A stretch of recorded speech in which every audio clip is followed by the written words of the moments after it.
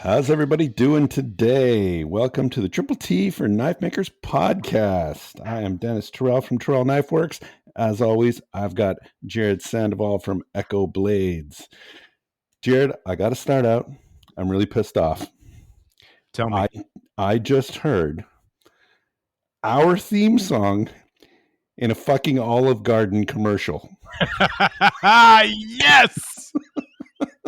I am totally serious. Like minutes before I came up to record, I'm listening to the Olive Garden commercial. I'm like, what the fuck? I told Kim, I'm like, that's our theme song. I had to rewind it and play it again. I even recorded it on my phone. Play it. I need to hear it. Ladies and gentlemen, when you listen to the Triple T podcast, you also get endless bread baskets. The audio is going to suck, but listen.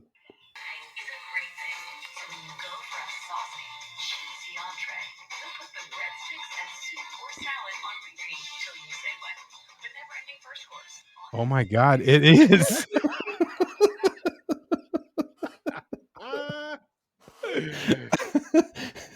You get the never-ending breadsticks. That's right. It was minutes before this too. I was like, "What the hell?" And I was busting Toby and Honor for using the default soundtrack that comes with Zencastr.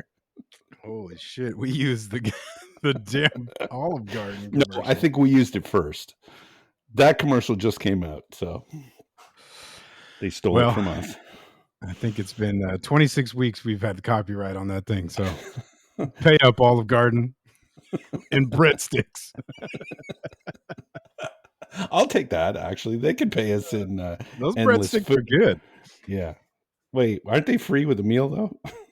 Well, not that's free, Denis, but yes, they're free. So how you been? How's your week? Good. I'm good. Everything is good. Feeling good. I really enjoyed the trip back down to planet Earth with the weather this weekend, man. It was beautiful. Yeah. It was, I think, 75. Just typical Bay Area weather, man. It was just high of 75. When I got up Saturday morning, it was like 60 degrees. It was the best. So my wife and I have been walking every morning for about a month and a half now.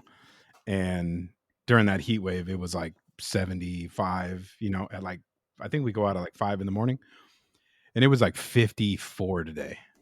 I was like, yes, I love it. So it's all short-lived though. We're going to be back up to 100 in a couple days. Yeah. I got family coming in, so I don't think I'm going to get all that much done the rest of the week in the shop. Maybe tomorrow, but after that, we'll be. Who's coming over? My stepdaughter, Corinne. She's coming into town for my grandson's birthday party this weekend. Oh, that's right. Having a whole bunch of people over for his 5th birthday party. So that's right. He's got a great birthday. I know someone else has a birthday this week. That's right. Jerid is going to be 49. Fuck off. Sorry, you just look 49. You're only going to be 45. I got memes to say different, buddy. Last week I was a strapping, joked ass youngster. Yeah, you look like Henry Cavill last week. Yeah, that was great. I never put that reel out. I got to do that. Which reel? The Rick Hall reel. Huh? Speaking of, the meme where, you guys, where you paid Rick to break my knife. And then we had this very, like the exact situation that happened to me with the knife, your dagger having like a slight warp. And then when we put it on the surface grinder and hit the magnetic chuck, it kind of popped it down. Yeah. So I took a video and I was like, hey, Denis, I have a great idea. I know how to fix this right up. Just put it in a 3-point jig and clamp down on it on the vise. And I sent it to Rick, and he's like, "I'm never gonna live that down, am I?" I go, "Negative." He never is. Nope. And I'm not sure who's crazier, him for doing it or you for letting him do it. Hey man, I am just the new young knife maker taking advice from my my mentors and following suggestions. Please. That's it. Was taken advantage of. How much was it? How much did you give him? How much did you give him? Oh, that was priceless. you can't I almost spit my drink out. You can't put a price on that kind of entertainment. No, that was. Yeah, go ahead. We're gonna start throwing. Jerry, go weld your knife up. Twice, or was it 3 times? 3 times. Well, I guess you suck at welding. Well, I suck at a lot of things, but fucking apparently I'm a sucker and get took advantage of. Well, in the first 20 minutes, we're heaving those knives at the target like we were trying to kill it. That was true. We did back it off a little bit after that. Yeah. Well, you guys got tired because you're old, but whatever. Hey, I can't wait till you hit 50 and I get to laugh at you. Well, you got 5 more years after Wednesday, buddy. It's 45. It's all downhill now. Yeah, it's been downhill for a while, but we're gonna make this next 5 years the best. What do you say about that? Okay, I agree. Let's do it. All right. Yeah, that's good stuff. So did you, besides yesterday when you came over, did you make it in the shop at all last week? Yeah, on Saturday, I got a good story. So my son just turned 16, beginning of this month. And I've shared this before with a bunch of people, but prior to knife making, I never made anything, like, at all. I never owned tools. I never had, power tools for sure. So I didn't not set a great example, but like he didn't grow up with, just like me. Like nobody around me ever made anything, right? My dad fixed a lot of shit, but he was off and on, in and out. But nevertheless, Jerid hasn't had this huge, opportunity to, do things in the shop and make stuff with our hands, right? So over the last 3 years, and you mean your son Jerid, for everyone thinking you're talking in the third person. Yeah, I am talking. I do talk in the third person. But this is what I'm talking about, Jerid Jr.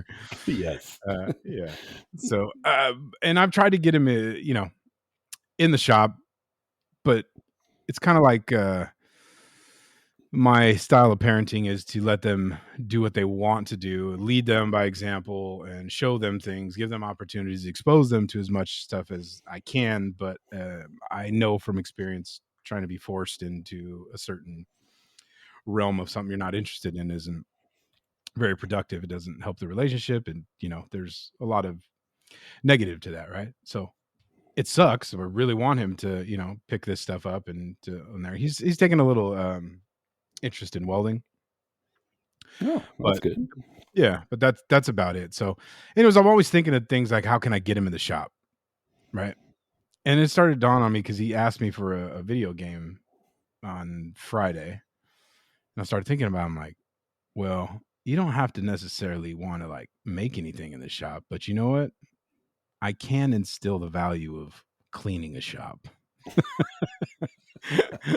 And working, right, for things, and not just receiving stuff, right? Because we all have to work and buy things, right? So not everything is given to us. So that was a great opportunity to get him in the shop, started getting him exposed to things. And my shop is a disaster most of the time. Even when I've cleaned it, it's still unorganized and stuff. But I mean, everybody, all our maker friends and family know that where you get out there one knife and you can destroy things, and grinding dust is everywhere, and it's like an endless game of sweep up and like getting dust off of stuff. So I had him sweep the shop, and it clamps out everywhere. So I started showing him, hey, this is where the clamps go, this is where this goes, so it actually turned out to be a couple hours of just hanging out with him and having him kind of do things, and really, guys, really trying really hard not to rip the fucking broom out of his hand because so I could like make him sweep the right way, you know what I mean? But that's what my dad used to do to me, so I try not to, but every now and again I'm like, no, hey, try this way, try that way. But so it was cool, man. I got him in there, and then yesterday we were forging at your house, so I didn't wasn't there in the shop. But when I got home in the evening, I was like, did you clean the shop? He's like, what do you mean? I just cleaned the shop yesterday. I'm like, well, I was working in it after, so like, get out there. So he was my wife comes upstairs and goes, Jerid's sweeping the shop and putting stuff away. I go, attaboy. So I don't know, maybe we got something going here, and I'll trick him into getting out there more. But have you ever had him forge anything? No interest. Really? Yeah. Because you think that'd be the one thing that they want to do, right? Hit hot steel with a hammer. Who doesn't want to do that? Yeah, but I haven't done it yet. When I get the induction forge, I'll probably get him out there and kind of trying to do that. Because blacksmithing's cool, right? And you can make those the leaf project, and just small things like that don't take a huge amount of effort and time. Can hopefully spark that interest. But I was just happy to have him out there and have him working and doing things. So that was cool. But so after all of that, had the garage door wide open. I mean, it was just beautiful. Like this, the perfect. That's how it is. Like all winter, basically. Shop open and cool weather, not sweating and tripping out because it's hot as hell. But so I got to work on the I sold the Intrepid 2.0, which is a scaled down version, just slightly, probably 75%, but it's really came out really good. I'm super happy with it. But Brent from Bald Man Knife and Tool had made me a mini albatross, and the handle was like Oakland A's theme. So he took a bunch of liners and kind of epoxied them together, made this really cool handle. So a client from work lives out in South Dakota, but he was born here in the Bay Area, and he's a big A's fan. So I was telling him about it, and anyways, he was like, yeah, do it. Let's try it. So I got green and black fat carbon from Blade Show, which I've never used. I glued up gray liners on it, and then yellow. And dude, this thing is coming out fucking so nice. I am really, really happy with it. Looks good. Yeah, it's going to be pretty damn cool. I've never actually seen that fat carbon shined up. It looks really nice, dude. It really popped. Like you could, I've said this many times that's still my favorite part of making is, trying to imagine how that handle is going to buff out, Totally. So that is like the money shot when you're doing the, putting the mineral oil on the handle is always the fun part. It never gets old. Never. So I did a quick, did the fronts on it and kind of shined it up, but yeah, you saw it was pretty damn cool. But I was laughing because that's what I did. I glued those liners up with my son, the yellow, because the handle was kind of thin, so I thought another liner would help too, give it a little girth. And I was like, well, this is pretty easy. Maybe he'll hang out with me and do that. So I glued up the liners, and I've been using CA glue to do that instead of mixing the 2-part epoxy. And so we're going through it, glue them all up, sanded them down, did the whole thing, showed him how to flatten the scales and all that crap. And then I put the CA glue and I clamped the living shit out of those things. I mean, and I was just, and I don't know, I don't know. I just clamped the shit out of them and let them sit for about an hour. And, I was, this is how you have to do it, son. You got to clamp them down. And I get about an hour later and I go to clean them up and kind of grind off the glue around the edges. And those mothers just popped right off. Like there was no glue in them. And I was like, I started tripping out. So I started phoning friends, right? I called Brent, he didn't answer. I called you, and then you had text me back, like, did you call? I was like, yeah, I'm in need here, buddy. Like, this isn't a joke. What are you doing? You're taking Saturdays off now since you're retired. But he anyways told you about it, and I'm like, yeah, what did I do? Like, and it was very simple, man. And at first we were kind of like, I don't know. And then you're like, dude, you squeezed all the glue out. I was like, you know what? You're fucking right, because those scales were clean as shit. I didn't have any glue on them at all anymore. They all came out the sides. It sealed around the side. As soon as I ground that off, they just popped right off. You don't have this problem if it's like wood, because there's always like pores and stuff in the wood. But I've had this happen before where I've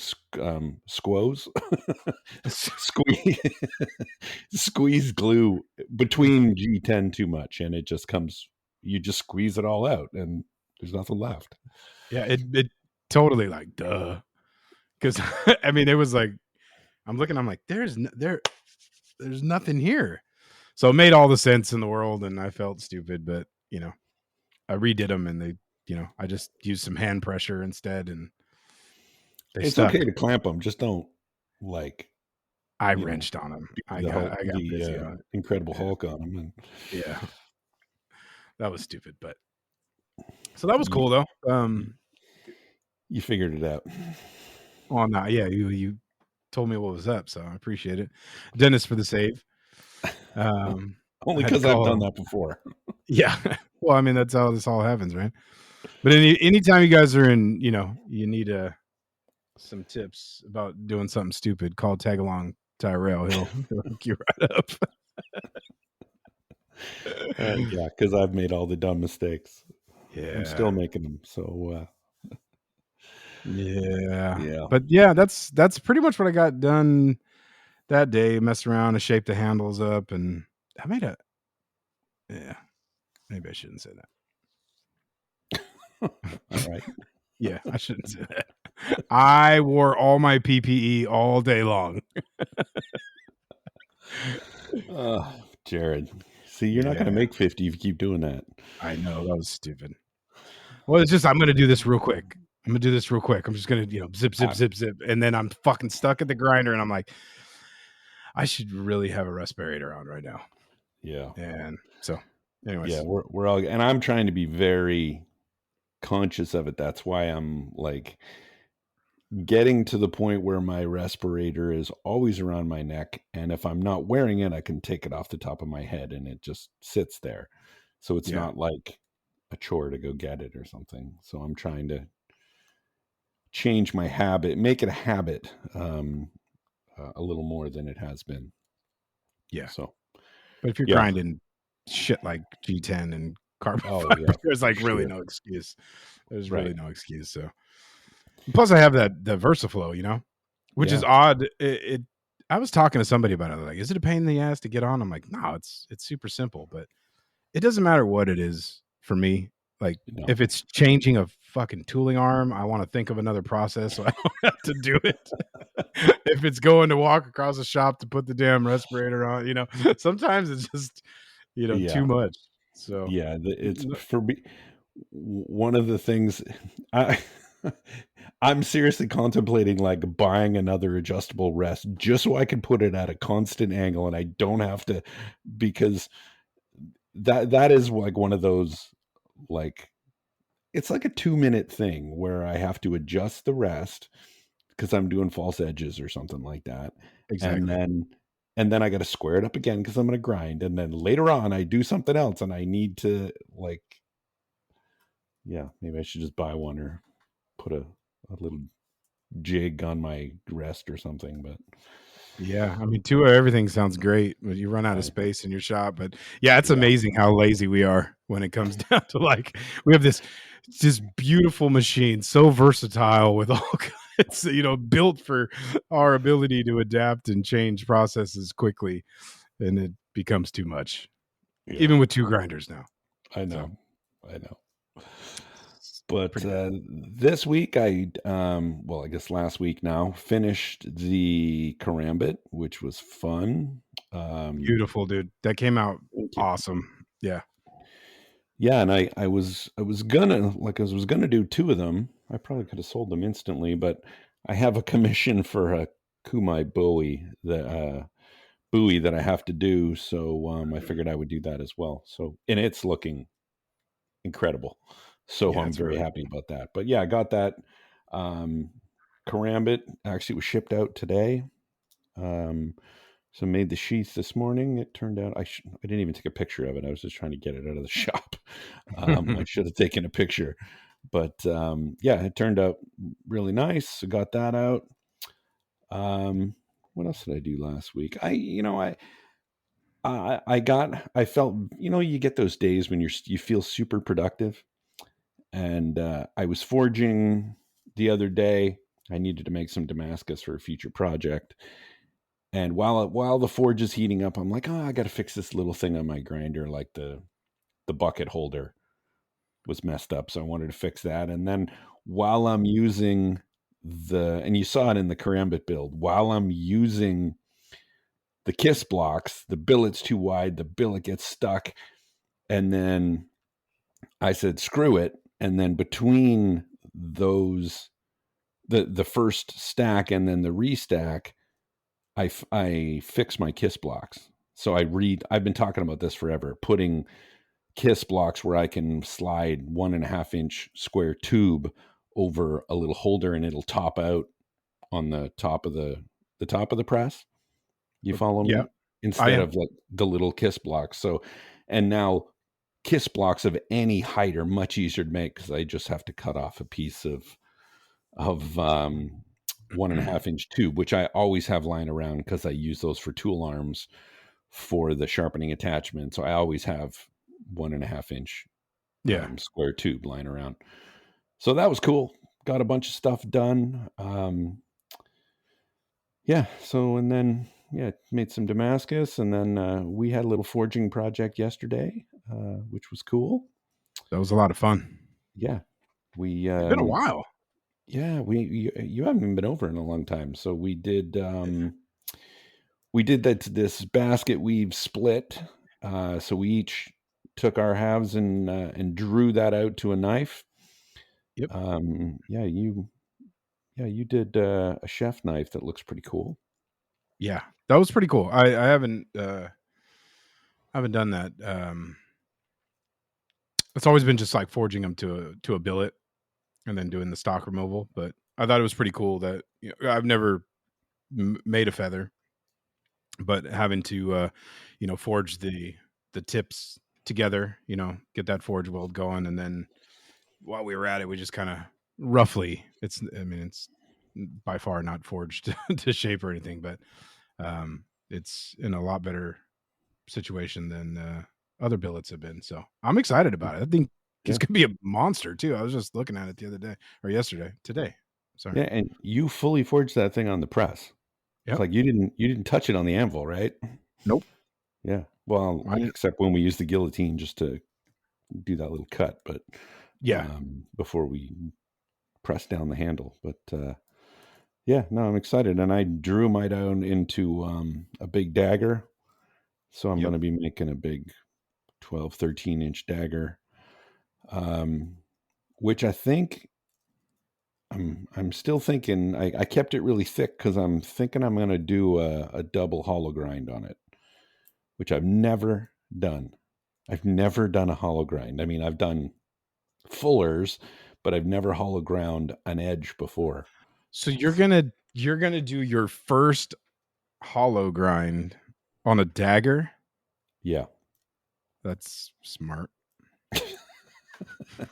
Hey, go big or go home, right? I guess. I mean, you made a YouTube channel doing all this stuff, but that sounds crazy. I mean, that's 4 hollows. I'm not a genius, but hey, that's one. After the first one, I ought to get it right. 3, 4. Yeah, that's 4. 4 of them. Yeah, you get some practice. Yeah. I mean, how hard can it be?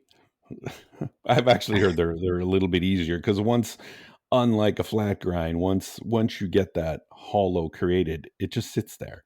It just wants to sit in that little hollow. So it's not It's actually, I've heard they're easier than flat grinds, but we're going to find out.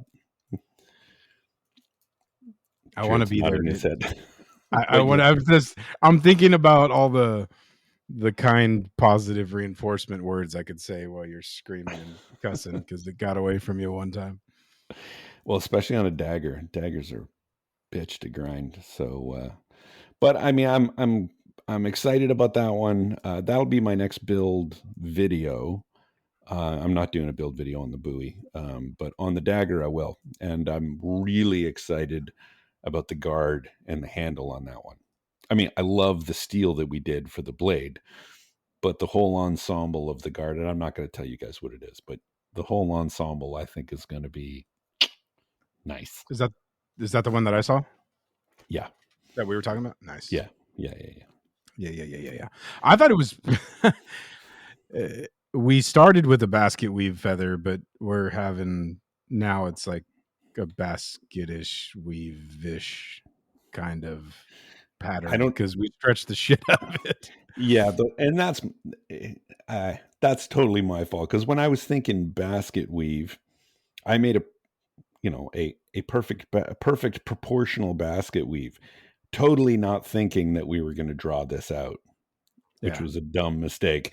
I should have made it a basket weave, but before I split it, I should have squished it down to rectangles so that by the time I drew it out, it was back to square. But I didn't do that. So this basket weave is all stretched out, I think, to the point that you're not going to be able to tell it's a basket weave. It just looks like a cool pattern. Yeah. Which is fine. It definitely looks cool. It looked you tested the etched on the dagger. I haven't seen mine, but yeah, it's definitely. I'm glad I did that reel with the pattern with how it was intended to look, because otherwise we'd have no historical reference for that. Right. Yeah. But I'm excited to see how that guy turns out. So yeah, I got to get through this buoy build first, and then I'll see. But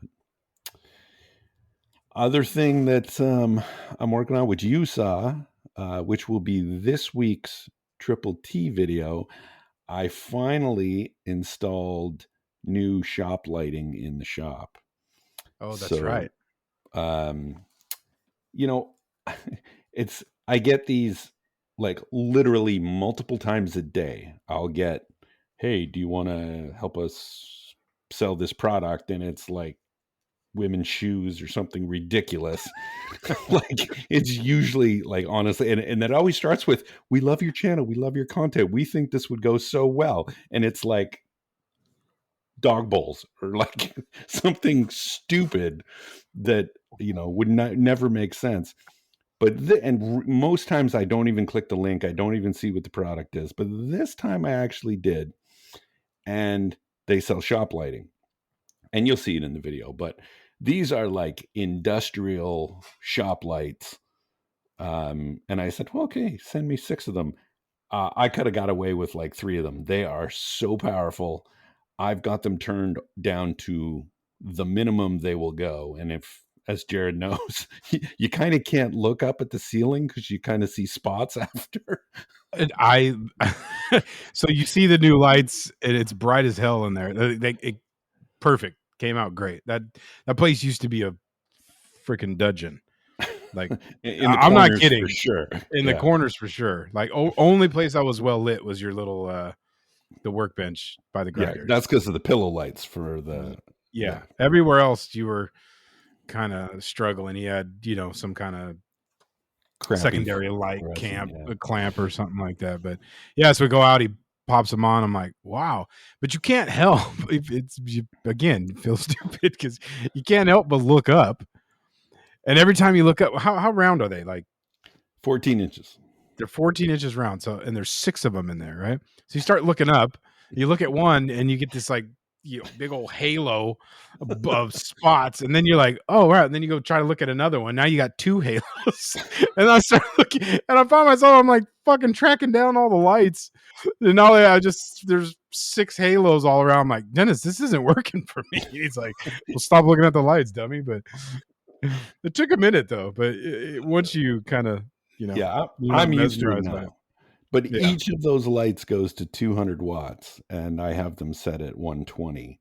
And then they're super bright. So, yeah, if you're looking for shop lights, these are pretty inexpensive and solid. Like, I was very happy with the quality. They're all metal. They're not cheap plastic. They're solid metal lights.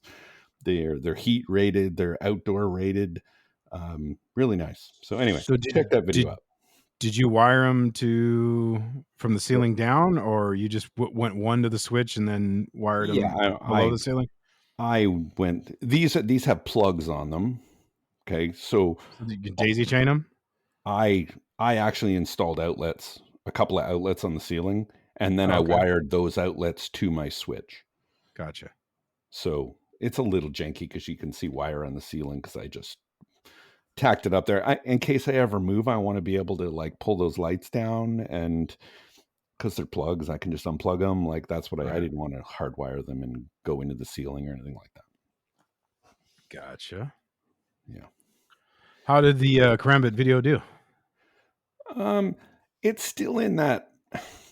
So I'll drop you guys some YouTube analytic knowledge here. When YouTube when you first do a video, right? You first put out a video. The first thing YouTube does is it starts testing it with your audience. And the most important thing at that point is click-through rate. And I think the click-through rate is every time the thumbnail for that video is put in front of someone, what is the percentage of time they clicked on it? That's like when I open up YouTube, your channel is what they throw in front of me if I click it. Right. And it can be in searches as suggestions, recommendations, your homepage. Yeah. Click-through rate is anytime it's put in front of you, did you click on it? So a really, really good video, like a viral video, will be in the 10% range. That is like crazy, crazy high. A great video will be in the 6 to 8%. And this is, I'm saying, just when you started, meaning when the first 4 hours, what YouTube does is start sending it out to your subscribers. Mm-hmm. They want to see, do your subscribers like it? Because they're basically doing a test. And if your subscribers like it, then they'll start to send it out. So the click-through rate on this one was about 4.5. So still pretty good. I mean, anything under 3 is, crap. Like you're not going to get much traction. So it was 4.5. It's not terrible. It's not great, but it maintained that click-through rate. And what happens is if the click-through rate starts to drop, then they'll say, oh, well, yeah, your viewers like it, but now it's dropping off. The point where it's going to go viral or not, and I don't think this one is, but where they will start to push it out to non-viewers is around the 4-day mark. And they will keep pushing it. YouTube will keep pushing the video as long as the click-through rate stays above 2.5. As soon as it drops, and I've seen this on videos where the impressions, that's the number of times they put it in front of somebody, the impressions will climb. And as soon as that inflection point of the click-through rate dropping below 2.5, all of a sudden YouTube says, oh, people don't like this video as much. We're going to slow down impressions. So that's a long answer to your question, meaning it's doing okay. We'll see what happens tomorrow, Wednesday, we'll see what happens. Okay. So that's how YouTube works, at least that I've seen. Gotcha. But so it takes 4 days to know if you're going to have a banger or not. Yeah. To know if, right away, if your click-through rate is shit, then it's not going to do well. If your click-through rate is like 10 or 11, I think on my best video, which is the katana, I think the click-through rate was 11. Oh, wow. The first couple of days. So I knew that video was going to go didn't know it was going to go that crazy, but I knew it was going to do well. Which one's that sitting at now? That's the 13 million-ish, around there. That's crazy. Yeah. 13 million suckers. Well, oh, my bad. Sorry. I mean, that's right. Oh. So I'm gonna bust into this. I heard that. Hold on. Before we go there, I wanted to give Spencer from Heavy Forge a shout out. He responded to one of our posts last week, and for everybody that doesn't know, he had an accident, I think at work, screwed his ankle up or something like that, and he's been laid up for a while. And he had said, hey guys, just want to give you thank you guys for the podcast and stuff like that. This one and a couple other ones are all that's kind of keeping me going through this shitty time right now. So I wanted to make sure and shout him out and tell him we're thinking about him and hoping for a speedy recovery, and you'll be back up here in no time, buddy. But we got your back. I'll call Denis all kinds of names double time while you're down. Well, that's a good lead in, because Spencer is the defending judge for the YouTube Knife Maker Challenge, because he won the last that's one. Right. That's right. So he's the defending judge in the Apocalyptic Challenge that we are announcing this week. So nice. Yeah. So it will start Friday. Watch the video. There'll be a video dropping Friday morning. I'll also put a link to it on the YouTube. If you don't follow the YouTube Knife Maker Facebook group, go join the Facebook group. You watch the video, the announced video on my channel, and a bunch of the guys will do it. If you want to enter as a viewer, there are some unique rules in this one, because this Apocalyptic Challenge, you have to use some reclaimed material as part of your build. So there's some special rules you're going to have to follow as far as entry. So make sure you read those before you start, because you're going to need to. So stay tuned for that. So Apocalyptic Challenge will start this week. And I want to shout out a couple of those sponsors, because they are sponsors of this podcast. Let me hear it. All right. So, in fact, two Basterds, Texas Smithy and Supplies, they're Frank and Nita are putting up a hammer. So to any of the viewers, or to the viewer that wins, they're going to get their own Two Basterds hammer. Maybe it's going to be one of those fat peen hammers. Ain't it grand to have a fat peen in your hand? I could tell you, it's fantastic. Yeah, so definitely check out Two Basterds for all your hammer needs. They are doing well, and they're also working with one of our other sponsors and a sponsor of the Apocalyptic Challenge, which is my brother from another mother, Mr. Lawrence Lake over at Maritime Knife Supply. So Lawrence will be supplying some amazing gift certificates to Maritime Knife Supply as part of the Apocalyptic Challenge. So get in it, get some stuff from Maritime, because Lawrence has it all. He does. He absolutely does. And I'm going to let you do the next one, Mr. Coy Baker. Before I go to Coy, though, I do want to say that Lawrence is just about this community, sponsoring podcasts, sponsoring challenges, sponsoring projects, stuff like that. And he's also sponsoring the Great Lakes Custom Knife Show out in Goderich. I did this. Here we go. In Ontario. It's Canada's largest knife show, located on the picturesque shores of Lake Huron. I'm so proud of you. Oh my God. I could they see might even let you in the country. You're beaming. You're beaming right now. Lake Huron, and some of the best talent in Canadian knife making community. Follow the Great Lakes Custom Knives Show or visit greatlakescustomknifeshow.com. And that event is a one-day event taking place on August 17th. So if you're out in that area, make sure you go check that out and get in the show if you're a maker and go sell some stuff. If you're not, go check it out. I wonder why it's only one day. That seems crazy. I don't know. Noah was on FullBlast this week, and he was kind of talking about it a little bit too, give a little more insight on why it was one day. But I haven't finished the episode yet, but he'll be out there. So go check those guys out. Yeah, I mean, that's, like I said, it's going to give me an excuse to back to Canada and maybe next year.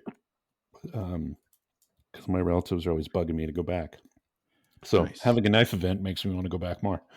Yeah, you get double-edged sword. Hey-o. Yeah. But Lawrence does all of that good stuff, and he cuts up steel for your Damascus. But if you don't want to do that, you got to go check out Baker Forged and Tool. He also carries Gator Piss too, the elite etchant, pre-made, ready for you to just bang out some beautiful Damascus finishes. But Coy has end cuts are back in stock. So if you haven't caught in on that, go get yourself some end cuts. And if you're using the Baker Forge app, you get 1 day access earlier to all the drops, this one and all future drops as well. But I did see Coy do something really cool. And I meant to reach out to him to ask him a little bit more about it, but he put out a video of him twisting a huge bar of steel with some stuff from the World Trade Center. I don't know. Did you catch that? I caught it, but I didn't reach out to him and find out what they were making. But I did read something about World Trade Center. Yeah, I think that's amazing. What a awesome way to put that stuff back out into circulation. And I think it's great. The bar, I saw a little etched on the end, dude. It looked great, dude. But that's the kind of stuff that our buddy Coy is getting into now. So make sure you go check out Baker Forged and Tool. And if you're going to make an order, go on ahead and use the discount code TT10 for 10% off your next purchase. That's right. In fact, on the Karambit build, I had a guy ask me, hey, what are you doing with all those end cuts? I'm like, well, I'm saving those end cuts because I need them for guards and stuff like that. But go get some steel from Baker Forge. And they sell end cuts. And I didn't even know, that was before I even knew they were running these end cuts were back. So it's probably good timing because I sent a guy to Coy just the other day. And Coy will also, Baker Forge will also be supplying prizes as well for the Apocalyptic Challenge. So wow. There's a ton of gift certificates coming from both Maritime and Baker Forge, and you can get a hammer from two Basterds. So, guys, you got to get on it. This is good stuff. Make sure you go check them out. Yeah. And the last sponsor on the Apocalyptic Challenge is Mosa, and they supply mosaic pins. So they've been a sponsor, I think, since the beginning. So thank you for Mosa sponsoring the event as well. And they'll supply a whole bunch of mosaic pins to the winners. You know how I know that's true? How? Because I still have my dagger pin. Well, maybe you should get off your butt and use it. I came across that the other day. I go, oh yeah, I was gonna do that, but yeah, I didn't do that. So that was the first one, right? Yeah. Yeah. Oh, yeah. Sure. I think that was the first one where we had. Yeah. You had to use the pin in your build or something like that, right? Was it the dagger one or the fantasy one? I don't remember. I think it was a dagger. Yeah, could have been. But since we're doing sponsors, we're going to get these all done now. When I finished the Karambit, first thing I did, put a bunch of Pelican paste on it. So go check out Pelican paste and get yourself some soft wax, hard wax, hand salve, soap, you name it. Travis has got it over at Pelican Paste. The reason that was really important for me for this karambit build is because those clear acrylic scales are not epoxied on because you want to see the Damascus. So I had to make sure I put a nice coat of wax on that knife before the scales went on. Make sure nothing gets under those. So go get yourself some Pelican paste. Use the discount code TTT10 over there. Get yourself, save yourself some money. Absolutely. He's got the Pelican oil too. And I used the Pelican soap this weekend. Yeah. Fantastic. Nice. Fantastic. Clean me right up. All that gritty little pumice. You said walnut shells. Was that you? I said I didn't know what it was. If it was, this wasn't walnutty, dude. This was extra special. But yeah, I used the soap for the first time, and it was fantastic. So if you haven't tried that, make sure you go get that and get yourself all clean. Yeah, you're extra dirty, so you needed it. Yeah, I haven't taken it in the shower yet, but it's going to happen as soon as we get the scent. Oh yeah, make sure you go check out Travis over at Pelican Paste. So you know what else has happened this last week? Yeah, the Olympics. And I'm gonna go out there. People are gonna. I can't believe you're gonna say this. I think the Olympics are boring. my wife is forcing me to watch them. I am not an Olympic guy. I don't love watching the Olympics. Jerid, I know you like the Olympics, so I know you're just waiting to say something. I enjoyed the Olympics. It was fine. There's some controversy going on it, but I give no about that. But I do want to let everybody know that somebody who has no interest in the Olympics.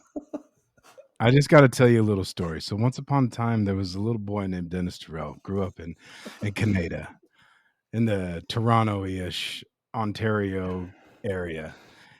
And this boy had nothing to do, so he set out with an Olympic dream to conquer the parallel bars.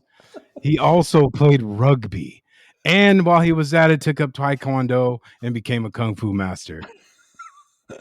And through all of that training and hard work, he ended up with a disdain for competition. Oh no, I love competition. I just don't like the Olympics. Get the fuck out of here, dude. I got a call from Mrs. Tyrell. She's telling me Denis just said that he can do the parallel bars. And I was, we were busting. I could. I said, I've done. I can't do them now.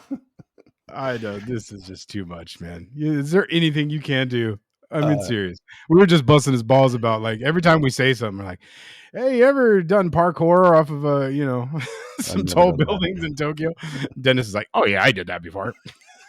Fuck off. You ever flown to the moon? Oh yeah, I used to live there for 5 years. You're an ass. There is not a single thing this guy can't do. Even the Olympics. I mean, he just whatever, I guess. I did track and field in junior high, and I did the parallel bars, which was the high jump and the long jump because I'm tall, and for some reason the parallel bars. Everything else, no. Parallel bar. How did you even have parallel bars at your high school? I mean, I'm at my ghetto ass school. We didn't have any opportunity. I did do track and field though. This was our junior high, not even our high school. This is like, oh my god, 8th grade. We didn't have sports in ours. Grew up in California. You lived in the hood. That's why. That's right. We did, man. And our pool was a big fucking flower pot. Off limits. Do not go to the pool. You'll drown in dirt. Oh, that's funny.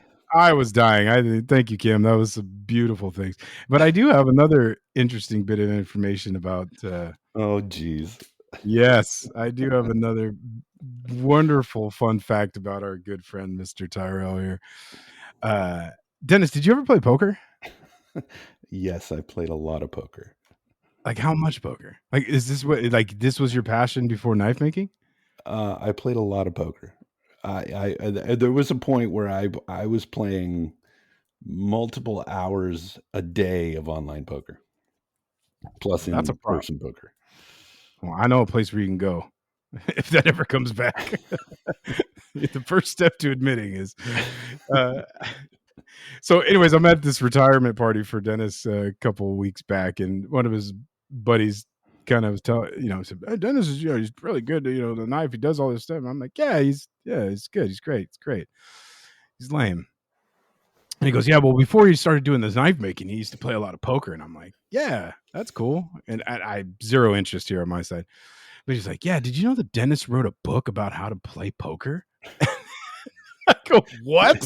I know. I never published it. It was a collection of my thoughts. And when I learned... Who does that, Denis? Who takes the time to write those thoughts down, especially about a game like poker? It was back when poker was a big boom. The World Series of Poker was on every channel. The World Poker Tour was on every channel. It was a big thing back then. So, oh my God, I have to get my hands on this literary. I was just looking behind me on the bookshelf to see if I have it, because I do have a printed copy of it, but I don't have the soft copy anymore. So I don't know where it is. All right. Well, I have a bookshelf this wide of just poker books. Oh my God. That's hilarious. And I'm the guy that shows up to Reno last week, never playing craps, and just walks up and it's like, teach me how to play. Spent years in a cave with barely any internet signal trying to research how to do it before he even fucking stepped into a That's right. poker table. Yeah. So, hey, I don't know. Any of you guys got a poker game? I'm in. Yeah. I got to get this book. I just want to know how I just want to know how it starts off. That's all I want to know. What is the intro? These are cards. There's 52. Yeah. Oh goodness! All right, let's make fun of you for a change. There's endless entertainment with you, buddy. I heard you got a little message from Toby. I did. Yeah, I heard it. I did. I shared it. I think Toby's pretty gay for Jerid after hearing that message. You know what? I'm pretty gay for Toby too. That's all that came of. Now he's perked up. He's excited because hopefully he's listening and he's like, "Oh, they said my name." I got Go ahead. No, finish. No, I got a very sweet message from Toby saying that he was listening to the podcast and what else did he say? He also said you had a nice voice. I have a nice voice, yeah. So that's actually come up quite a bit here lately for whatever reason. So, and the funny part is that I've shared this. Like, my wife is super supportive, but in her own very special way, right? It's nothing that if I shared with you, like the way she shows support, it wouldn't come across as support. So I just after Toby said that message, I was like, a lot of people think I have a great voice, babe. And she's like, oh my fucking God. Jerid can't get his head through doorways now. Oh my God. It is not like that. But I was just busting on, messing around with her. And sure as shit, I share that with her. And she's like, I see this is not going in my favor. So I'm like, hey, whatever. And then we were listening to the work for it this weekend. And my voice came up on that too. Nick had he's been sending me these reels on Facebook of these people that are doing prank calls, and apparently one of the guys he kind of sounds like me. He's like, this dude sounds just like you, and I'm like, you're not quite gravelly enough, but that's not. Yeah, I can't get the gravel. Sorry, Pickle. I tried, but and I was like, I listened to it, and I'm like, holy shit, it does. But the funny part was somebody paid this radio show to prank their buddy, but so it's a guy that sounds like me, and he's pranking his buddy Denis. I thought that was pretty cool. But yeah. That wasn't actually the guy's name, right? Yeah, the guy that was getting pranked, his name was Denis. Oh, really? Yeah. Oh. It was pretty good. I'll if I remember, I'll share it to you. All right. But yeah. But I did want to say, so I was talking to Toby. I was like, hey, thanks for the message. Really appreciate it. Appreciate the support. I'm gay for you too. But a couple weeks back, he and owner were talking about, God, what was it? Like thrift stores or something like that. Oh, yeah. And owner was going just like, he didn't agree with it. He thought it was a scam and blah, blah, blah, blah, blah. And Toby's like, well, yeah, dude, they have to like sell this stuff to make a profit to donate their nonprofit. So they got to, sell this stuff to donate to their charity or, blah, blah. And owner's like, it's bullshit and blah, blah, blah. I think it's I'm laughing, right? I think it was a funny conversation, right? And during this thing, owner's going on and on and on. And Toby, he goes, I think this is the greatest podcast line in the history of the whole world. He goes, you need a hug, Kaglar. You're a broken boy underneath all that. I cannot tell you. I've rewound and listened to the way that he said it. It is the most shit-talking, caringest, compassionate, asshole-ish comment I have ever heard. I think it's pure gold, dude. So shout out to the Fire and Steel podcast. These guys are good. Yeah, those guys are funny. And I don't know why, but fucking Kaglar does not like you. I've never heard him say one single good word about you. I was always Team Kaglar, but then I got nothing. I got no love back. So I don't know. He should have come to Blade Show, and then we wouldn't bust his balls. Yeah, the fucking triple twat, triple twat podcast. I love it. I think he's mad he didn't win the last challenge. Yeah, he could be. I don't know. Toby's great. Yeah. That's it. Team Toby. Team Toby. Yeah. Oh man, that was good stuff. So yeah, all right, we got that out of the way. I also wanted to bring up Bob Gore. I don't even know what to say about that. Jerid calls me and goes, "Have you seen this post from Bob?" And I'm like, "No." I just hadn't looked at my phone. I look at my phone and there's a post on Instagram that's like, I know Bob did it in jest, but it's like, it's a little spooky. The best. So the deal is he made a bunch of these mugs with fucking my face, but predominantly all of Denis's grill all over these mugs, and he was offering to sell the mugs and blah blah blah blah blah, and it was a joke, and he's just showing tribute to one of his mentors. Thing. It was really cool. It was funny, right? The fucking comment that had me on the fucking floor was, "Oh my god!" For a moment, I thought it was like a memorial to Denis, like something happened to him. I read that. Who was that, Noah or something? I don't know who it was, dude, but I was dying. I was like, if you scrolled back fast enough, you would think that you passed on, buddy. And Bob's got a fucking coffee mug shrine in your memory. Bob did some research. Like, it wasn't just like the pictures that everyone sees. Like, he went through videos and he took some snaps and he did some work on that. Yeah, that was pretty cool.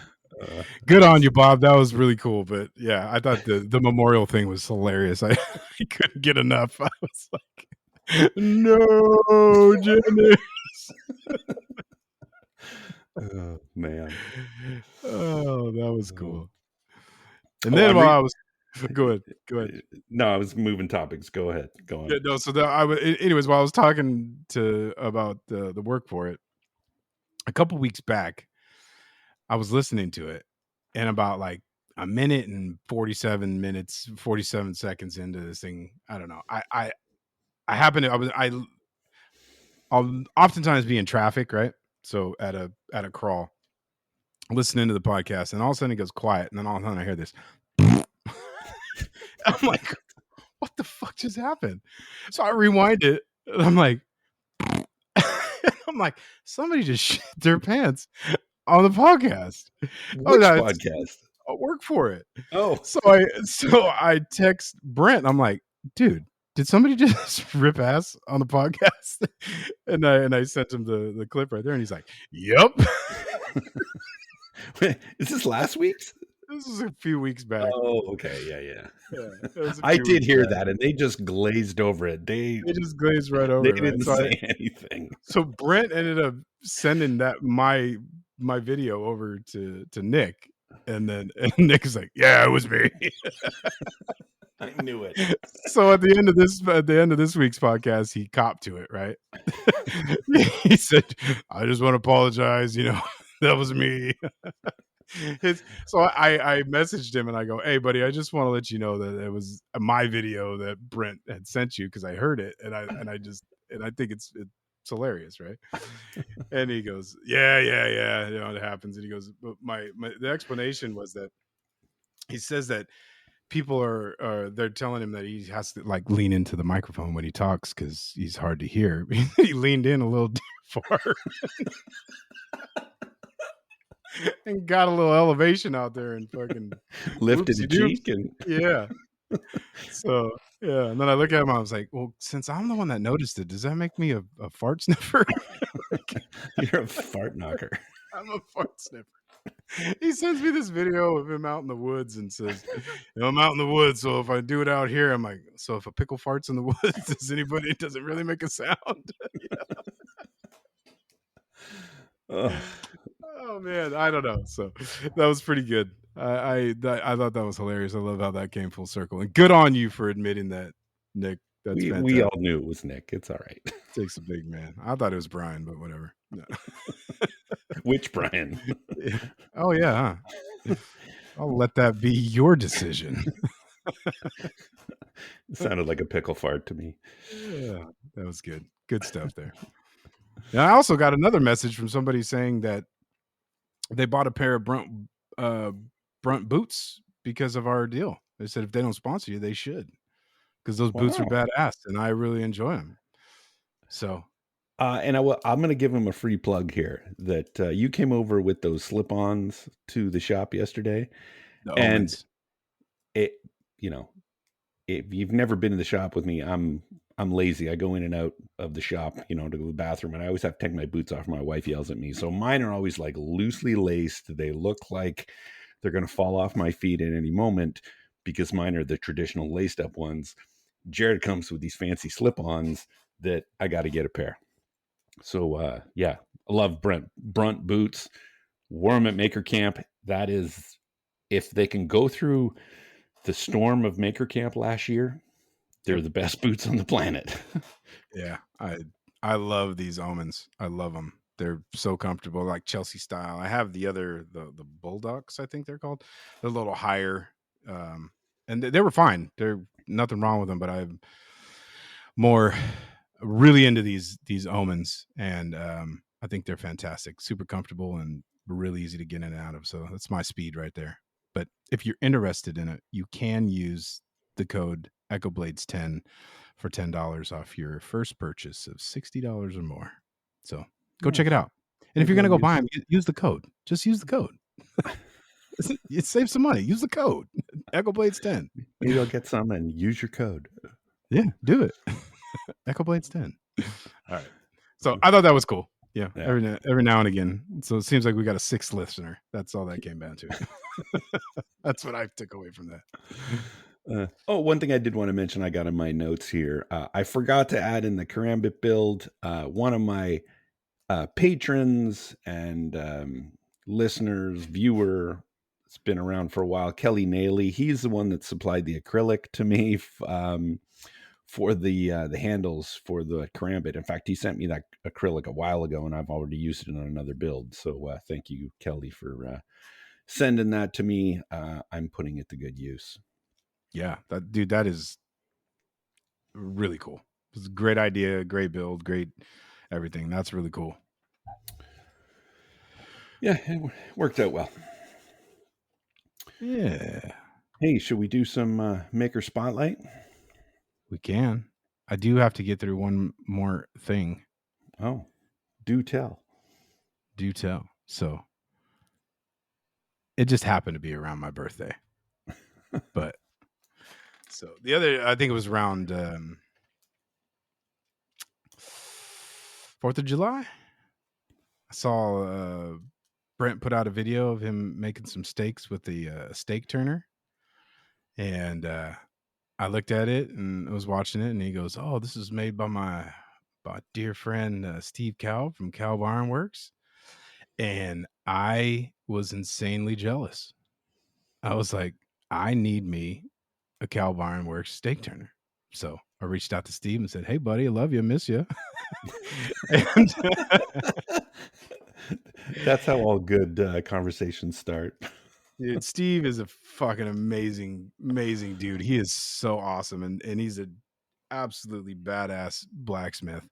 And he sent me this. I know you guys are going to see it. I'll do a post on it. Yeah, but he sent me a steak turner and bronzed it up, and like I am just absolutely just mesmerized by like if I was to hold this thing 3 years ago, I'd have zero idea what it takes to do this, but it's tapered, it's turned, it's twisted, it's folded up on itself. It's got some, I mean, it is just It's got awesome. scroll work on it. Yeah, it's nice. I mean, it's just amazing. I love this thing, Steve. Thank you so much. That was very sweet.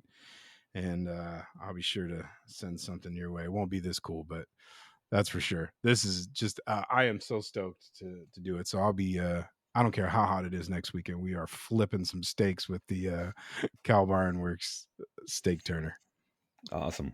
Yeah, it's nice. Good job, Steve. Don't send Denis one. He doesn't deserve it. You hear that, Spencer? He does not deserve a steak turner. All right. Fuck Denis. No.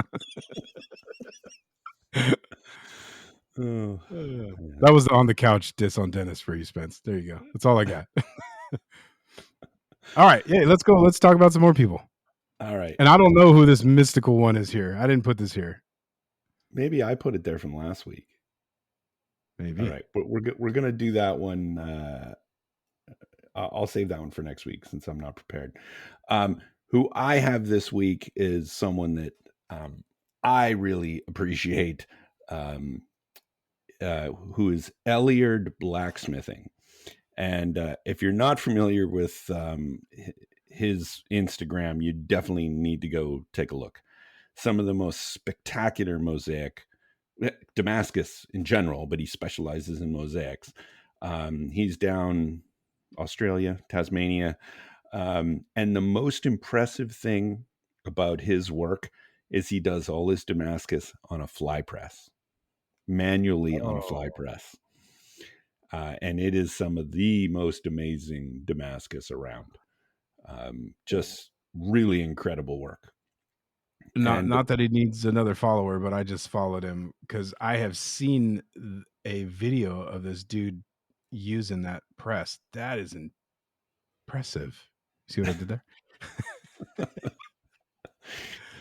Yeah, it just and something to be said for a manual machine like this. Maybe it's the control he gets. Maybe it's just he's super skillful, which I'm sure is definitely a part of it. But just the symmetry on his Damascus is incredible. He's got some like whatever 15 posts down or something. He's got a picture of some end cuts of some mosaics that are just spectacular. So if you don't, he's got 28,000 followers. So if you don't already follow him, add to that list. Go check out Elyard Blacksmithing. We'll put it in the show notes. Yeah, some great stuff. Beautiful knives too, man. My God. Oh yeah. Like dare I say, Master Smith quality knives on a lot of these. Yeah, just amazing. Yeah. Who you got? I have, and I don't know how I came across this guy, but I did, and it's called psychedelic_garage_knives. His name is Jonathan Schubert, and he is an 18-year-old knife maker from Germany, and he has 723 followers. And I was just looking at this stuff, and I was like, this is really awesome. Some beautiful stuff. And then I kind of reread his profile and realized that it said 18-year-old. And I was like, yeah, I missed out on getting started a lot sooner because this dude is killing it. Yeah, Beautiful that Gomai with the nickel, incredible. Yeah. Really, really nice. Beautiful. And the one further down, where is it? Oh shit, I lost it now. Yeah, just amazing work. Some beautiful handles too. So yeah, great job for 18. I mean, for a 40-year-old, these knives are amazing, but for an 18-year-old, just so impressive. Yeah, jaw drop. Good stuff. Did he make a hammer too? Yeah, he does hammers. I'm seeing a little Ben Camone influence on some of these, which makes sense. I think he's over there too, but yeah, really nice. Really good stuff. Yeah. So if you're not checking out Jonathan over at psychedelic_garage_knives, make sure you go do that. Do yourself a favor and give this dude a follow and check his stuff out. Really cool stuff. Yeah, man. Those are good ones. Yeah, really nice stuff. So, what you got coming up this week? Anything fun? You know, I haven't really thought about it. I got to finish I'm on the finish stretch for the Oakland A's Intrepid 2.0. And I have a lot. I have of course. What are you doing for your birthday? That's what I really want to know. Oh, well, I'm going to a concert. A concert? Yeah. Taylor Swift? So, no, unfortunately, no. She was here in December. It's a bummer. But I would go. I'm not tripping. We're going to see Chris Brown. I don't know who that is. Mm-hmm. I figured. And I know you don't know what the hyphy movement is either. This is just goodness gracious. Chris Brown. Anyways. Is that the guy that was married to No, he's I'm thinking of Bobby Brown. Oh Jesus. He's an R&B singer. He had a little rough patch back in the day. He's got some less than attractive history stuff, but great singer. Love him. Like the stuff. And anyways, my wife likes his music too, so he happened to be in town on my birthday. I think this is a gift that is more I'm just happen to be on my birthday, so that's what we're going to do, and I'm going to smile about it and love it and gig out and have a good time. You said in town, in San Francisco? Where? I think it's in Oakland. Oh, all right. I think it's better, actually. It's close. You know, I'm old. I'm all about how far do I have to go and how late do I have to stay up. No, man, that's because you grew up in Canada, man. It's really important about the location so you can get in and out, right? Like safety is is a concern in some areas. But so yeah, we're going to Oakland, but that's what we're doing. I'm looking forward to that. And I don't know, other than that, I guess it is my birthday week, and I don't know. We'll probably do something this weekend. Hopefully I have my kids over and use my steak turner and chill out and try to make some knives. I really don't know if it's going to heat up on us again. So I haven't looked. Yeah. We're having a pool party Saturday, so I wouldn't mind it being a little warm on Saturday, but we'll see. Oh yeah. I do have an invite to that too. You do. Maybe I have to stop by. Yeah. I don't want to break a tradition. It's a kid's birthday party, so I don't know. I was there last year. I was there last year. Memphis's party? Yep. Oh, I don't remember. Yep. I helped set up. Huh. Look at you. Not really. Now that I think about it. I think I watched you set up. Yeah, probably. In the pool. Yeah. So yeah, I don't know. That's pretty much what's happening. I'm gonna do my my birthday thing with the fam and hopefully finish up a couple builds here, and that's it. I may be going away next week again for work. Jeez, you never work. You're always on the go. Yeah. This is work, though. I gotta go back to Idaho and schmooze, do what I love to do, and go talk business.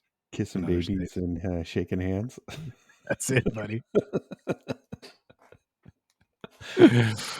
Oh yeah. I think I'm gonna teach my stepdaughter how to make a leaf or maybe a coffee scoop. We'll see. I'll have some fun with her in the shop. She wants to make a knife, but I know she's not going to have the attention span for that. So if I make a leaf and a coffee scoop, that might be enough. Yeah, that's cool. Yeah. When's the last time you guys? She recently moved, or she's been gone for a while? Oh, she's been gone for a while. Yeah, her and her husband live in Colorado Springs. Oh, that's right. That's where you always go. That's right. Yeah. But she's coming back. He's not coming back. He's staying to take care of the billions of pets that they have. But yeah, she's coming for the party. So that's good. Nice. Yeah. So that's cool. Well, I hope you have a good time. We'll have a house full on Saturday, Matt. You're welcome over. Thanks. Appreciate it. All right, man. I'll be partying. I'll probably be fucking hammered off of 15 sparkling water. So you'd be running back and forth to the bathroom. You don't want to see me how crazy I get after like. What am I drinking right now? I'm drinking peach Waterloo. Peach. I'm feeling tipsy. Yeah. Peach. Ugh, I hate anything with peaches in it. Ugh. Yeah, get out of here. All right, Mr. I hate the Olympics, and I'm a professional at every sport. That's right. Don't you forget it. Right. I'm not going to let you get out of here with talking about your Triple T, though. I do need to know that. About what? The Triple T episode.